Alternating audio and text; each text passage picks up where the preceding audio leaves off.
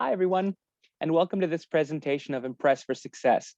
And this was recorded using Zoom. Zoom, you've heard a lot about it over the course of the COVID-19 pandemic, and the way that we work, the way that we interview, the way we communicate with service providers and family and friends has really changed. And so as you prepare for an interview, you're keeping in mind that chances are good the format's going to look very much like this video. You're going to have a person in a little square in the corner, or you'll see the two, yourself and someone else, or multiple people if there's a panel interview. But this is the reality. And so in a way, it's fitting that we're doing this electronically because we don't know how long that's going to be our new normal, as we say. I know we've all heard the word pivot a lot this year, so it is fitting. Today, we're going to talk about the idea about how interviews are a skill. And like most skills, they take a lot of time and practice. We're going to cover how to get ready for them, how to frame our mindset or think about the process of a job search, especially nowadays in the online interview world, um, and also how to give the process some context in terms of interviews being just one piece of the puzzle. We'll look at how to present, what to say, how to follow up, and some next steps. Also, we have some little videos, some helpful tips and tricks, and some things that are helpful to know, as well as some additional resources for further research and reading. To begin with, you've reached the point where you've been called for the interview. It's natural to feel a lot of emotions, and this is completely normal. You might be thinking something like, oh, I hate these. I'm so bad at interviews. Or, this isn't so bad. This will be easy. Sometimes it's a job that you're really excited about, and you feel pretty comfortable going in and talking about the position. And sometimes it feels like you're just there to learn more or you're having a conversation. But others might definitely feel like they're under the microscope and there's a lot of pressure and you might start to get anxious. There's a wide range of ways you could react to the idea of an interview. And a lot of that has to do with your previous experience with interviewing, your anxiety levels, how hard you're looking for a job, and how much you feel you need this one job to work out, how much you want it. And there's so much swirling around in your head. But it's important not to lose sight of the fact that interviews are a skill. So a person might be an incredible interviewer and then be less than stellar on the job. Also, someone might present poorly in an interview when being asked questions and put on the spot, but then they're a rock star on the job. So an interview is not always the best indication of a person's skills. Sometimes people don't like talking about their work or giving examples, but then if you put them on the job, you put them in front of the machine they have to operate, or you put them the day-to-day work and they're fine. They just hit the ground running. But you have to approach it such as like, I can always improve at the idea of interviewing. Even if I don't like it, even if I don't feel good about it, it's like a muscle. You can make it stronger. Every interview is practice for the next one. A person isn't just bad at it, full stop. You can work on it. You can get help, which is what you're doing now. So remember, it's definitely an underdevelopment kind of thing. It's not just, oh, today I'm good at interviews. I'm good for the rest of my life. Always build that skill and always use it. When you're called for an interview, use it for practice for the next one. Just a few words about the size and scope of job interviews and job searches now. Because in the old days, maybe a job ad would have a few applicants, but now that we have Indeed, so many people are applying online, it's really important to remember there could be hundreds of people applying for the same job. And the truth is sometimes a job's posted and they kind of already have someone in mind, or it could be an internal process or internal applicant. You could be competing against people with more experience. You never really know who else applies for the job, so that can be hard to account for. And that works both ways. Sometimes an employer thinks they know who they want to hire from an interview, it goes really well, but then it falls through. So you have to think of it sort of like if it falls together, it does, but a lot of it relies on luck. It's really a right place at the right time kind of situation. And there are a lot of wild cards. So even though things like our jobs are things we take personally, we care about it a lot, and we put a lot of our self-worth into it, we sort of have to remember that we're just one piece of the puzzle. If it feels like it's taking forever to hear back, that's probably because the person on the other end is just doing their regular day-to-day work, right? So to us, it's huge and it's anxiety inducing, but to them, they're just doing their day-to-day work. So just remember we're one piece of the puzzle, and sometimes it's a lot less about us than we thought. Again, right place at the right time. It's not always the way that you think of it. It's like a lottery with a lot better odds, but also a lot of things have to fall into place. A lot of people have to say yes, and it has to work from multiple angles. I think of it like a lock, having to turn and the little tumblers fall into place. So that's a good way to remember it. And so I say that so that we can focus on what's outside of our control and what's inside of our control. So the things that you can control are how you present, your level of professionalism, how well you prepare, and how you frame your mindset, how you think about it. But you can't control things like who else has applied, what else is going on in the organization, the team that's already in place. Sometimes they make that decision based on fit, and there's a judgment call on the point of the employer. They choose someone who they feel is the best fit. Again, that can be hard to account for. A person could be incredibly experienced, but the employer can feel in their gut like it might not be a great fit for the team. And sometimes that works both ways. Sometimes you get the sense that the team wouldn't be a good fit for you. It's good to have that opportunity to decide what is good and what isn't in both directions. The culture of the workplace, same thing. Who accepts or declines offers? It's very rarely the first person you think will end up with the job. Who's involved in the decision? And sometimes it's just someone else's turn. It's our turn sometimes, it's someone else's turn sometimes. But also you don't know which questions they'll ask you, and you can prepare for many of the commonly asked questions, but again, you don't know for sure. The reason we say this is just to take away the anxiety and stress of it, and to reiterate that even though we're one piece of the puzzle, the connections we make are still important. And this is a really important networking opportunity, even if you aren't the successful candidate. I often say you may not have found your next job, but you may have found a future employer down the road. Oftentimes you'll get an interview. They might say, we did fill this position, but are you interested in this one? Because you made an impression and because they thought you were still a good fit. That's why you don't go into a job interview with a do or die mindset. You go in thinking, I'm making connections here, and it's all about how well you present. Also, it's important to remember that if a person gets turned down, it doesn't mean they rejected them. It means they chose someone else. Employers don't spend too much time focusing on who they don't hire. They likely thought the person was great, but they could have chosen them for a host of reasons. So I always say this, just because they chose someone else doesn't mean they rejected you. Also, because of the scale and scope of job interviews, it takes a lot of applications before you start to hear back. And you might feel like you're sending out tons, and you might feel like you're knocking on doors and attending interviews. But remember, every interview doesn't have to work out. Only one has to work out. I say it all the time. It only takes one good fit. So this is so that you don't put all your eggs in one interview basket. You look at it like a process, and you trust the process a little bit, and you lean into it. And it makes you a little less anxious when you think about it this way, instead of thinking about like do or die.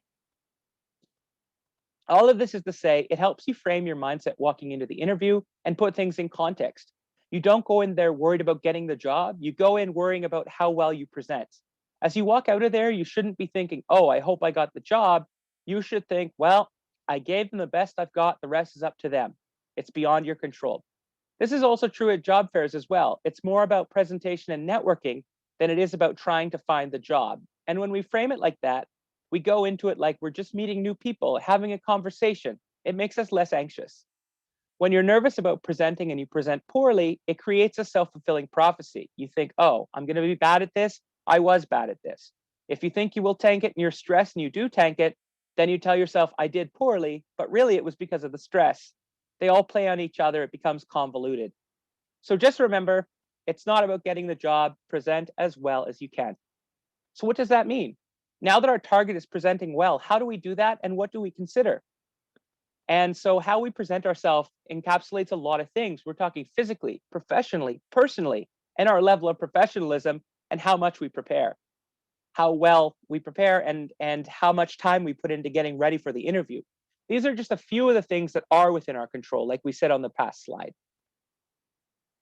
And so the old saying is, you never get a second chance to make a first impression. You probably know this. We often decide what we think of someone within the first few seconds, and it can be unconscious. Sometimes your brain has click already decided. So you may not need to wear something formal, but you should wear something professional. You want to set that first impression from the moment they see you. And you can usually go by what they wear at the job itself, and then maybe go a step higher. But you wouldn't have to, for example, wear a full tuxedo for a frontline customer service job, for example. You might want to wear something a step up from that. So business casual, something with a collar, decent pair of pants for a woman, some sort of a business casual suit, decent pair of pants and a blouse. But remember, also, many workplaces have a scent-free policy. So it's a good thing to remember when you're getting ready. There are a lot of people with sensitivities and allergies. So if you walk in the door and they're coughing, that won't set that good first impression. So less is more in terms of a lot of those things. And obviously hygiene is important. These are all things people need to pay attention to, but they're all contextual. It depends on the job you're applying. So if they wear business casual in a pair of khaki pants and a nice polo shirt, you might want to wear the shirt and tie or the blazer or a formal business suit for women. You want to go up one, but not overshoot. You don't want to look, especially in a smaller community, a more rural community, if people are from out of town or they're giving the impression they're from a bigger area, sometimes that can make an awkward first impression. So you want to think of that too. Time, place, and dress for the space, right? We say dress for the job you want. So if you're unsure, think about the attire you see on people and go a step higher. So for men, the first two are optimal.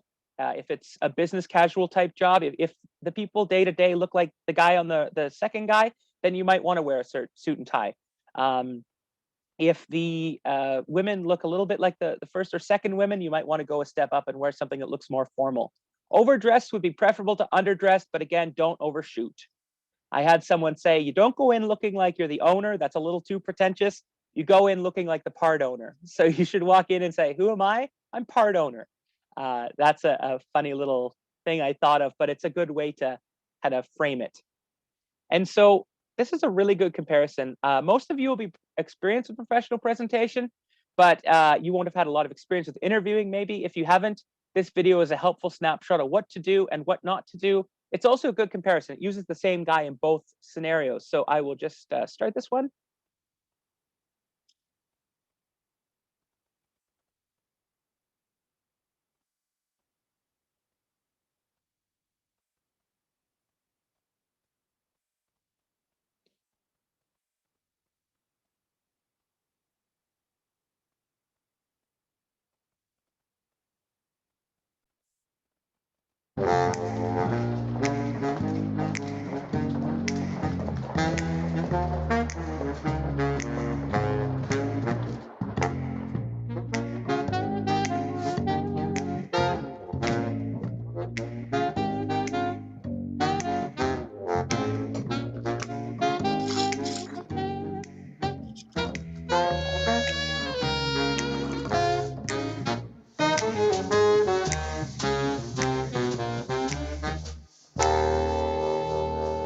Hey, are you like Mr. Madison? Miss Madison, I assume you're Travis Wilson. You're a bit late. Oh, hey, sorry, man. Have a seat. Sure. Thanks, dude. So, Mr. Wilson, do you have any experience in the insurance field? Well, one time my dad showed me his like car insurance bill or something. He was like totally flipping out because of this really bad accident I got into. Oh, hold on. What's up? Oh, nothing. No, just in an interview.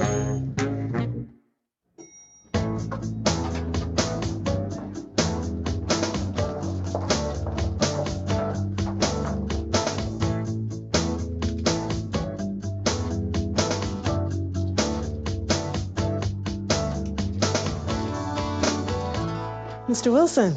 Oh, hi. Travis Wilson here for my 9 o'clock interview. Ooh, right on time. Come on into my office. Thank you. And here's an extra copy of my resume in case you need it. Great, thanks. So, Mr. Wilson, do you have any experience in the insurance field? No, ma'am, I don't, but people tell me that I'm a quick learner and I always welcome a challenge. Good, I like that. Thanks again. So, if you were Ms. Madison, would you hire me or would you hire me?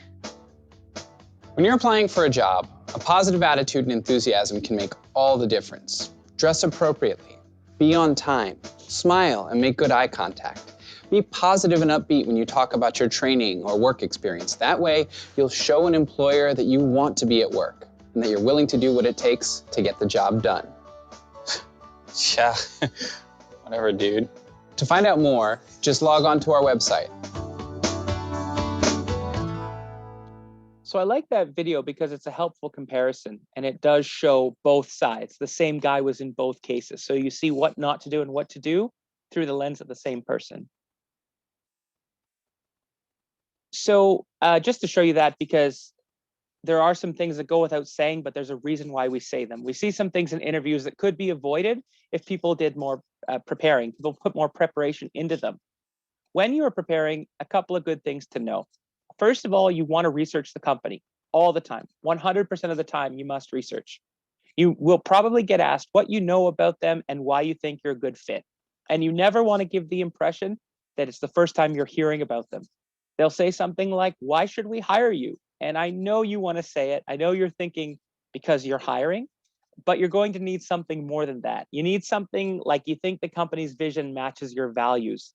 You want to make it natural, not like you're quoting their Wikipedia page, but usually the person working in the job is typically there because they connect with the company or they've been there for a while. So they want to see that you're connected as well. Then it's a good way to show that the interest because of the research that you do, because you're going to likely get asked, "What do you know about us? Why do you want to work here?" You'll have to think about how you want to answer those questions and make them seem natural and believable, honest. Show honesty in your interest in the company. Here's another video. Because our new normal involves using Zoom, or previously this was Skype, but the same principles apply for Zoom. This shows some of the best ways to present well and how to show your best self when you're doing an interview or video call. There's some good tips, things you wouldn't have expected but needed to know, especially those little audio visual things. Sometimes these are things that we don't think of in person that now apply because we're online. Welcome to the days of COVID. We aren't just in the room with people anymore, so our audio and video is a consideration. So you're going to be interviewed over Skype, and you want to look better than this. Well, here are 4 easy keys you can apply to look good in Skype interviews. Key 1, sound. Having good sound is just as important as having good video. An empty room like this might sound fine to you in normal conversation, but it creates an annoying echo for anyone listening on video, especially if the floor isn't carpeted. Basically, the more stuff that's in the room to deflect the sound, the less echo. And make sure there's no loud noises in the background. Loud office conversations, construction, and air conditioner, these will make your interview painful to listen to. Key 2, location. Create a good background. This one is not good. It makes me look like a total slob. This one is too distracting. What's that guy doing back there? In this one, just make sure you don't have anything embarrassing in the background. Keep it neat and simple. A white wall is usually too plain, so I set up a bookshelf like this. You can also use a house plant, a lampshade, a piece of art, etc. If you're at the office, you can set up a clean desk with a computer in the background. Now you're probably using a laptop with a built-in camera or a webcam like this. Notice how the camera is actually several inches below my eyes. So when you're looking through the camera, if you angle it at your face, it shows the ceiling. So you want to stack it up on a box like this.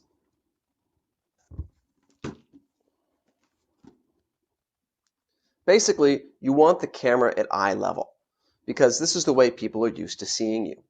And you want to be a little more than arm's length from the camera, so you're about this size in the frame. And you want your eyes to be about 2/3 of the way to the top. Key 3, lighting. Good lighting makes a huge difference. Professional lighting uses 4 light sources, but you really only need 1. If it's daytime, you can just use a window. If it's too bright, pull the shades. You need the window to be pretty much in front of you, not to the side or behind. Wow, I think I found the worst interview setup ever. If it's nighttime and there's no window nearby, grab a lamp. Don't use overhead lighting like this. It makes you look terrible. And definitely don't light yourself from below, unless you're telling scary campfire stories. What you want is a lamp in front of you, like this one, with the light slightly above the height of your eyes while you're sitting down. Of course, this one is great because I can adjust the levels, but pretty much any lamp will do. If it's too bright, try moving it back. If it's too dim, just move it a little closer. Key 4, you. Now that everything else is set up, make sure you look good. Dress appropriately, at least on top. You might want to wear makeup. Yeah, even some men do it. And don't look down at the computer screen while being interviewed. Look directly at the camera. Now, this might feel a little weird to you at first, but to the people watching, it looks like you're looking directly at them, which is good. And try not to move too much. Even just a few inches back and forth can be really distracting. So, to recap, find a quiet place without distracting sounds. Set up a good background. Set your camera at eye level, arm's length away. Make sure you have good lighting, and make sure you look good. Now, I've put all this into a checklist for you, and you can find it in the link below the video. That's it. Good night, and good luck.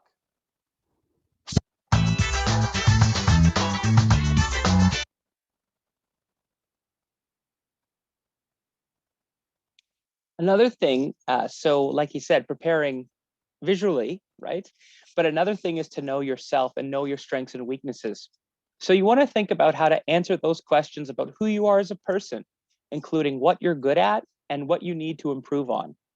The one thing they will ask, and when they ask that question, what are your weaknesses? You don't want to just completely pile on about all these horrible things about yourself. What they're actually looking for is self-awareness. They're basically asking, what is one thing you're aware of that you're working on? So it's really good to frame it like that.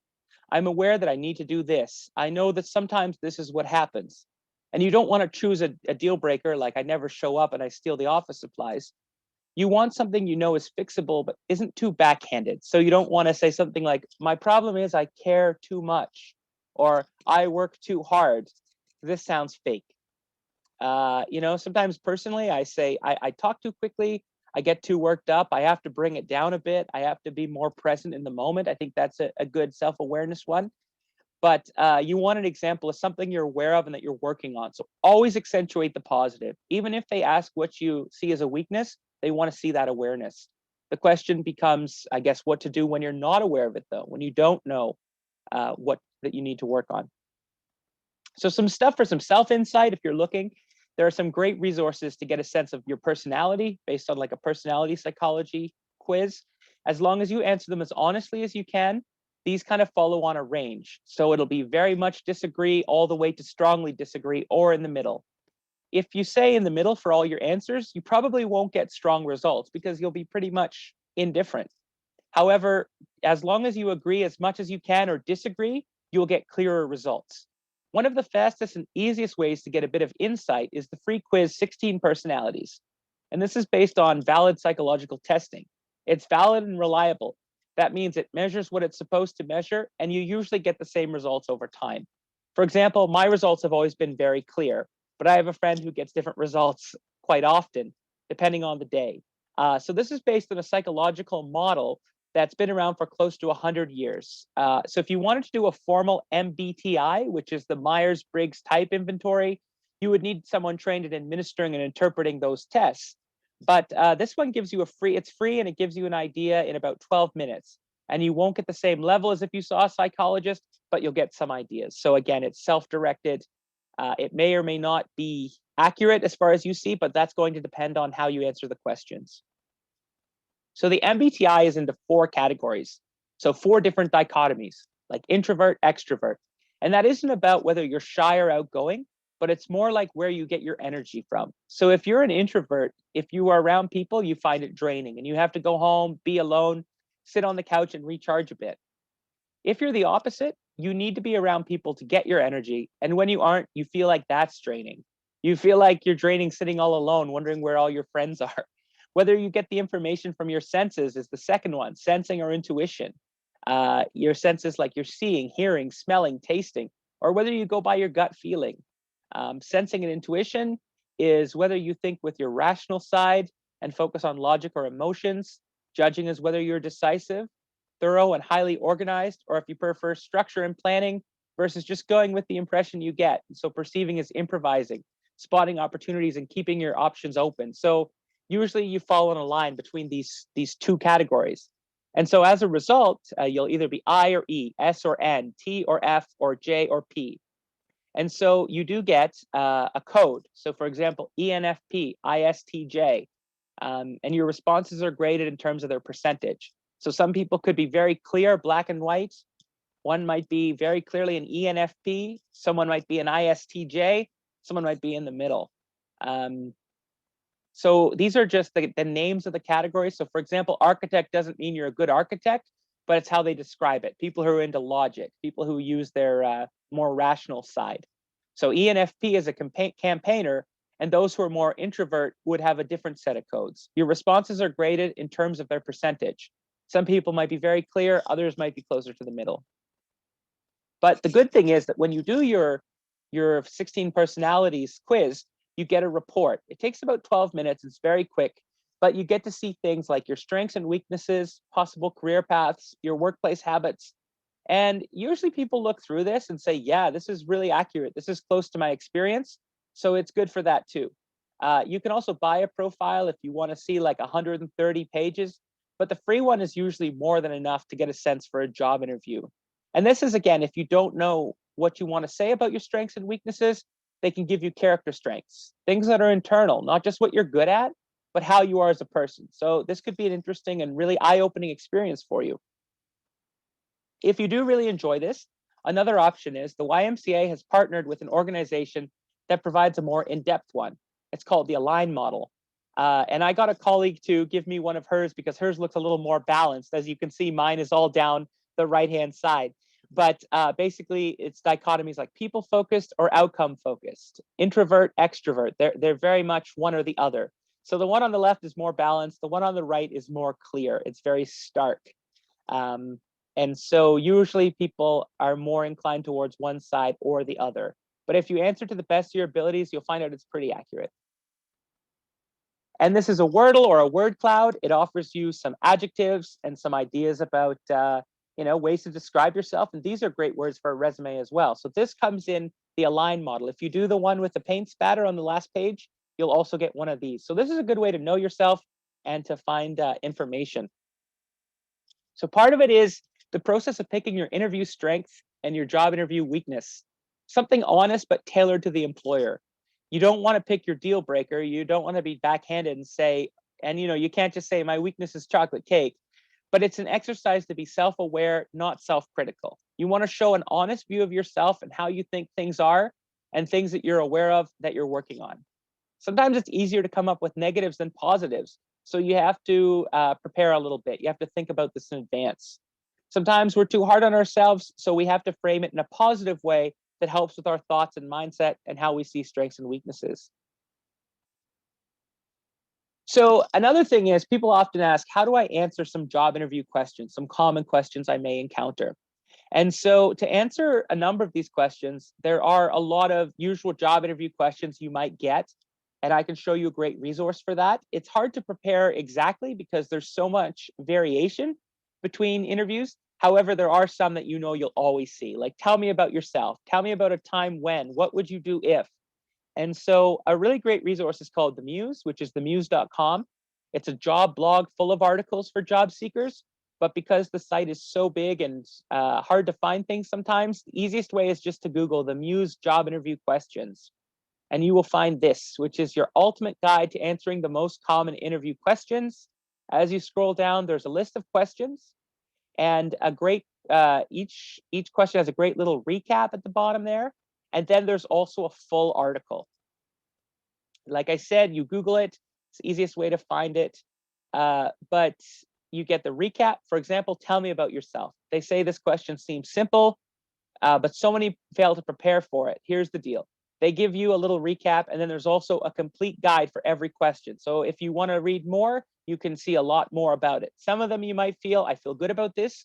Like you might feel comfortable with why should we hire you, but you might want to look in more depth. And so again, that's themuse.com.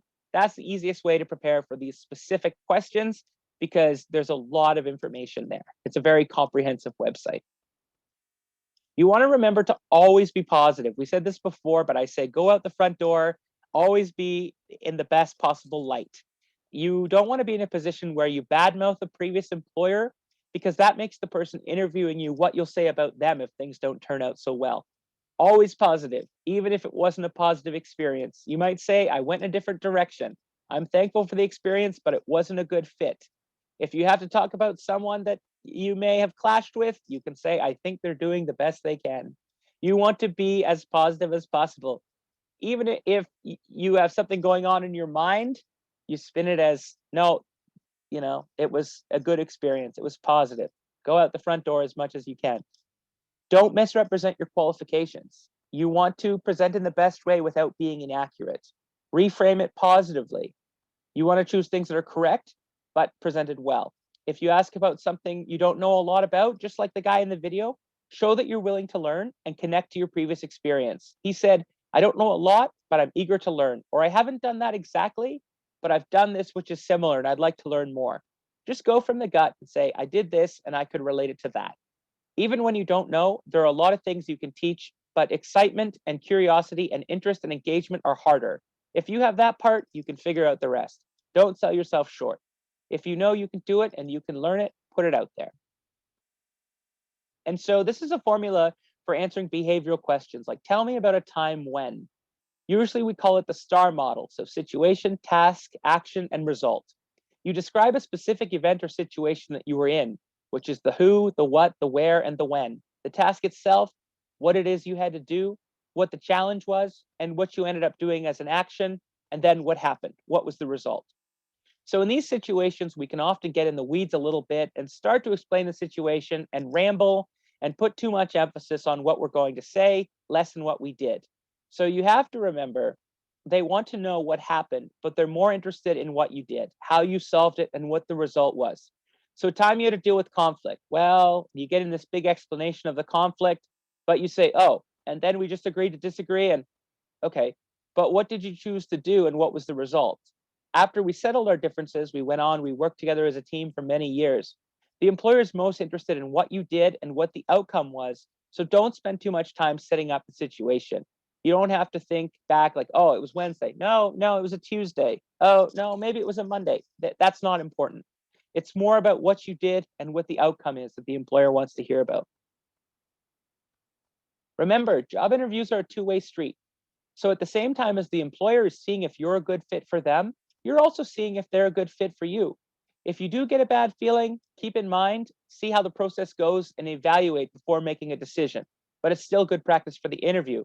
However, if you don't feel right about a job, you can decide to turn it down after the fact, but at least you got the practice interviewing and you can make that decision. The interviewer will ask if you have questions for them. You should try to ask something, even if you feel they've covered almost everything.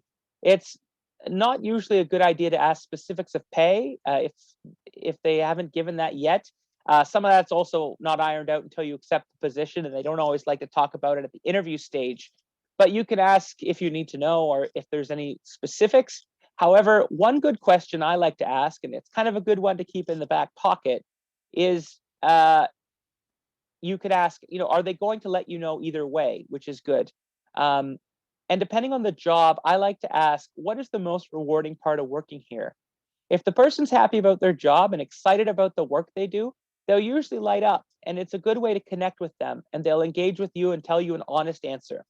For example, one job I went to, if you went there and you asked them what they said and they said it was math, then if you're not a math person, you wouldn't enjoy that.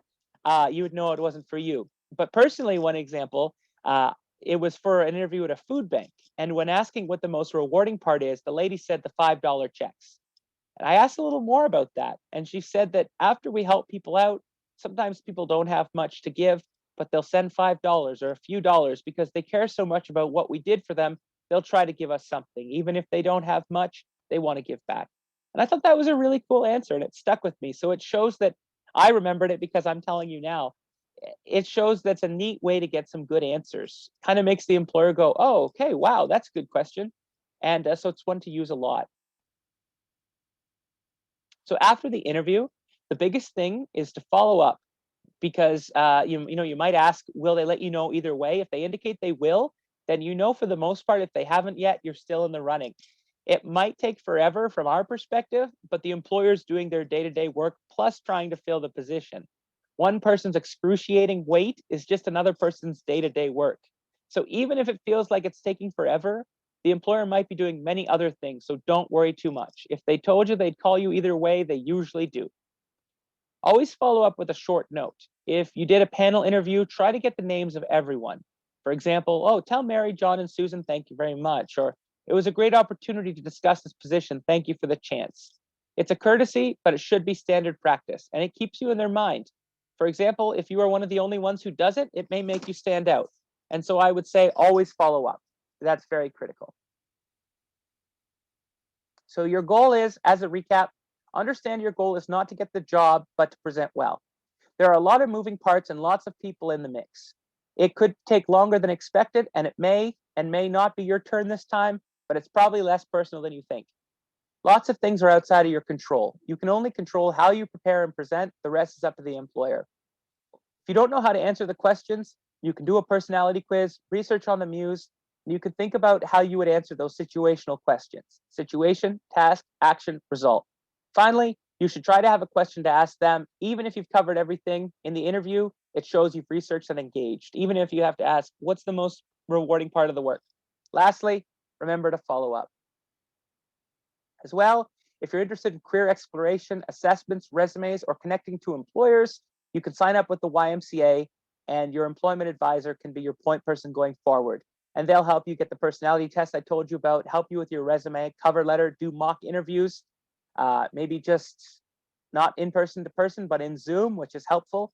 As well, you can join us on social media. We also have a series of lessons on our learning platform that you can do on demand whenever you want. So there's topics like job interviews and resumes and cover letters and job search mindset and health and safety and career exploration. So there's lots of topics.